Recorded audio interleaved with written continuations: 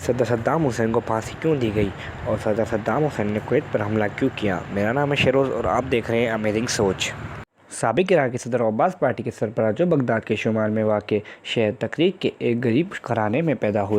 والد کی جلدی وفات کے بعد ان کی والدہ انہیں اپنے رشتہ داروں کے پاس چھوڑ کر کسی اور گاؤں چلی گئیں۔ چند سال بعد انہوں نے دوسری شادی کر لی۔ سوتیلے والد کا صدام کے ساتھ برتاؤ اچھا نہ تھا۔ صدام حسین کے لیے زندگی مشکل تھی۔ 12 برس کی عمر میں انہوں نے اپنا گھر چھوڑا اور تقریت میں اپنے ایک چچا کے ساتھ رہنے لگے۔ ان کے یہ چچا تو استاد تھے لیکن تاریخ عراق پر کتاب the modern history of Iraq کی مصنفہ پہ بھی مار کہتی ہیں ان کا ماضی خاصا دلچسپ تھا۔ اپنے لڑکپن میں صدام حسین حکومت کی مخالفت مظاہروں میں خاصے سرگرم رہے۔ 1958 کے انقلاب میں عراق میں برطانوی حامی بادشاہ کے خاتمے کے بعد ملک میں پرتشدد بحرانی دور کا آغاز ہوا، لیکن صدام حسین کے لیے 60 کی دہائی اہم ترین ثابت ہوئی۔ عراق باز پارٹی کے رکن کی حیثیت میں صدام پارٹی کے ایک سینئر رہنما اور ان کے چچا کے قریبی رشتہ دار احمد حسن الباقر کے منظور نظر اور قریبی ساتھی بننے میں کامیاب ہو گئے۔ صدام اس وقت نہ کوئی افسر تھے اور نہ فوج کا حصہ، لیکن محقق کہتے ہیں کہ احمد حسن باقر کے لیے وہ خاصے مفید کام انجام دیا کرتے تھے، جن میں مخالفین کو منظر عام سے ہٹانا بھی تھا۔ ان مخالفین میں کچھ تو قتل کر دیے گئے، کچھ جلا وطن اور کچھ چپ کرا دیے گئے۔ صدر باقر نے عراقی تیل کی صنعت حکومتی کنٹرول میں لے لی۔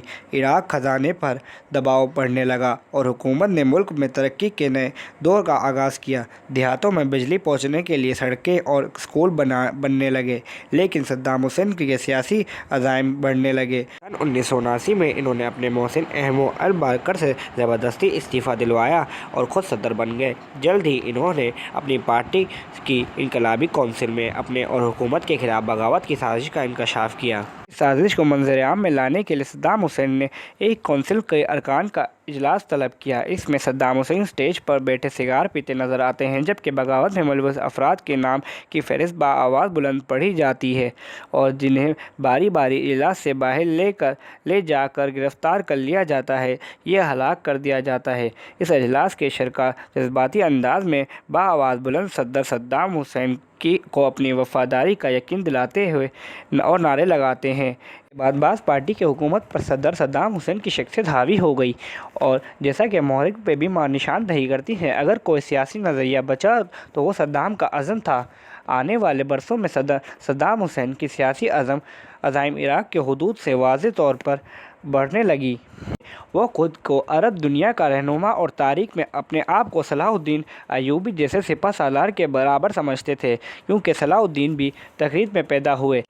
صدر صدام حسین کی جہانہ عزائم کی پہلی مثال جلد ہی 1980 میں اس وقت سامنے آئی جب ان کے فوجی نے ہمسایہ ملک ایران میں پیش قدمی کی۔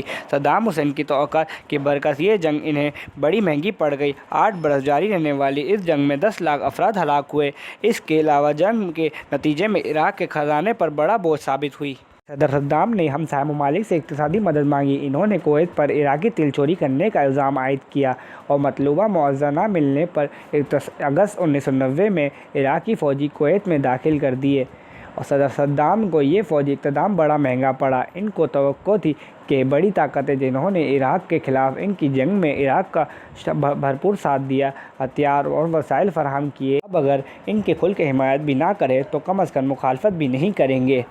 لیکن حالات بدل چکے تھے۔ امریکہ اور اس کے اتحادیوں کے لیے خلیج میں اپنے مفادات یعنی تیل اور اسرائیل کی حفاظت پر قیمت پر ضروری تھی۔ امریکہ قیادت میں آپریشن ڈیزرٹ اسٹارم کے تحت امریکہ اور برطانیہ نے عراق پر جنگ مسلط کر دی۔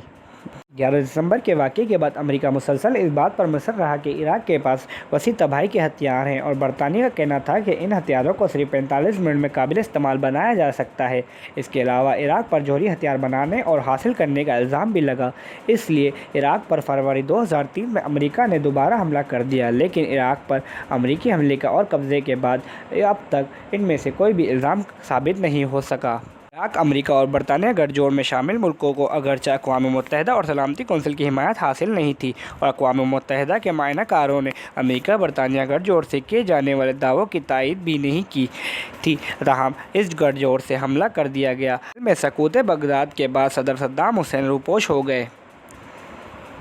22 जुलाई 2003 के موصول صدر صدام حسین کے دونوں بیٹوں کو عہدے اور قاسم حسین کو عراق کے شمالی شہر موصول میں حملہ کر کے قتل کر دیا گیا۔ 14 دسمبر 2003 کو سنیچر کی شب مقامی وقت کے مطابق شب 8 بجے عراق کے شہر تکریت کے قریب ایک کارروائی کے دوران گرفتار کیا گیا، جس کے بعد ان پر امریکہ کی نگرانی میں مقدمہ چلایا گیا، جس نے 3 نومبر کو صدام حسین کو 148 کرداروں کے قتل کے الزام میں سزا سنا دی۔ اس فیصلے پر عمل درآمد کرتے ہوئے 30 دسمبر 2006 بمطابق 10 ذوالحجہ عید الاضحیٰ کے دن صدر صدام حسین کو پھانسی دے دی گئی۔ انہیں عراق کے اعلیٰ عدالت نے دجیل میں 1982 میں 148 افراد کی ہلاکت کے الزام میں پھانسی کی سزا سنائی تھی۔ ان افراد کو صدام حسین پر قاتلانہ حملے کے الزام میں گرفتار کرنے کے بعد ہلاک کر دیا گیا۔ صدر صدام حسین پر کردوں کے خلاف نسل کشی، جنگی اور انسانیت کے خلاف جرائم جیسے سنگین الزامات بھی تھے۔ دجیل مقدمے میں 7 میں سے 2 ملزمان بزن القریت انٹیلیجنس سروس کے سابق سربراہ اور طٰہٰ یاسین سابق نائب صدر معزول صدر کے قریبی ساتھی رہ چکے ہیں۔ 5 دیگر ملزمان سابق جج الوحید حامد اور بعض پارٹی کے 4 سابق عہدیدار عبداللہ خادم، مظہر عبداللہ، علی دعیم اور محمد اضحوی پر بھی دجیل ہلاکتوں کی ذمہ داریاں ڈالی گئیں، جن میں سے 2 کو موت جبکہ 4 کو قید کی سزا سنا دی گئی۔ صدام حسین نے عدالتوں کی قانونی حیثیت کو چیلنج کرتے ہوئے اسے امریکی قبضے کا ایک ہتھیار قرار دیا۔ مقدمے کی کارروائی کے آغاز میں سے ہی صدام حسین کے وکیل نے عدالتی استحقاق کے بارے میں سوالات جاری رکھے۔ اس مقدمے کے جج کو مقدمے کی سماعت کے دوران ملزم سے ہمدردی رکھنے کے الزام میں اس وقت برطرف کر دیا گیا جبکہ مقدمہ اپنے آخری مراحل میں تھا اور ایک نیا جج مقرر کیا گیا۔ مقدمے کی کارروائی کے دوران صدر صدام حسین امریکی قابض فوج کی تحویل میں رہے۔ آخری دنوں میں خبر دی گئی کہ انہیں پھانسی دینے کی غرض سے امریکی قابض فوج نے عراقی انتظامیہ کے حوالے کر دیا ہے۔ عراق کٹ پتلی انتظامیہ نے عہدیدار اس بارے میں متضاد بیانات دینے لگے کہ سزا پر کب عمل درآمد کیا جائے گا۔ وزیر انصاف نے کہا کہ قانون کی رو سے 30 دن ضروری ہیں۔ صدر صدام کے مقدمے کی سماعت کے دوران ان کے 3 وکیلوں کو قتل کر دیا گیا، جس کے بعد ان کے موکل نے عدالتی کارروائی کا بائیکاٹ کیا اور صدام حسین نے بھوک ہڑتال کی۔ عدالتی کارروائی کے اختتام سے قبل صدام نے عدالت کو لکھے گئے ایک خط میں کہا تھا کہ ان کے مقدمے امریکی خواہشات کے مطابق چلایا جا رہا ہے۔ صدام حسین کے خلاف عدالتی کارروائی بغداد میں خصوصی ٹریبیونل میں سخت حفاظتی انتظامات کے تحت چلائی جائے۔ اس دوران 5 ججوں پر مشتمل ایک پینل عدالتی کارروائی کا جائزہ لیتا رہا۔ بین الاقوامی مقدمات کی طرح صدام پر مقدمہ ان کے اپنے ہی لوگوں کے ذریعے چلایا گیا۔ صدام حسین نے پھانسی کی سزا سننے کے بعد فائرنگ اسکواڈ کے ذریعے موت کی درخواست کی تھی۔ انسانی حقوق کے بین الاقوامی اداروں نے اس قانونی عمل کے بارے میں تشویش کا اظہار کیا، جس میں جرائم ثابت کرنے کے لیے ایک شک و شبہ سے بالاتر اس معیار کو برقرار نہیں رکھا جاتا جو عالمی مفادات کے لیے تصور کیا جاتا ہے۔ 30 دسمبر 2006 صدام حسین کو پھانسی دے دی گئی۔ اس کے بعد امریکی فوجیوں نے انہیں عراقی کٹ پتلی انتظامیہ کے سپرد کیا۔ پھانسی کا منظر انٹرنیٹ پر جاری کیا گیا۔